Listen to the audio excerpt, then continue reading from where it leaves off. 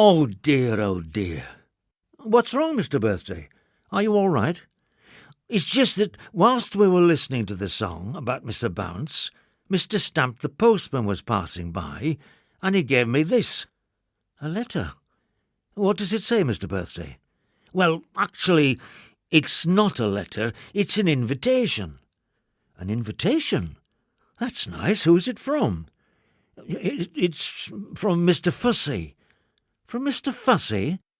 Well, what's wrong with that? Oh, nothing, I suppose.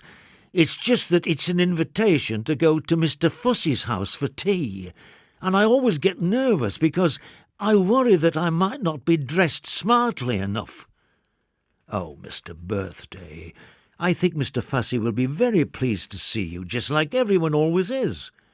I don't think Mr. Fussy will mind what you wear, as long as you are wearing your party hat and your usual big happy smile. Have you ever been to Mr. Fussy's house for tea? No, I don't think I have, Mr. Birthday. Why do you ask? Well, when you arrive, he always makes you stand to attention just inside the front door. And if there's more than one of you invited for tea, you have to stand in line. But why does he make you do that, Mr. Birthday? It's Mr. Fussy's inspection time, and he only lets you stay for tea if you are smart enough to pass his inspection. Really, Mr. Birthday? Are you making this up?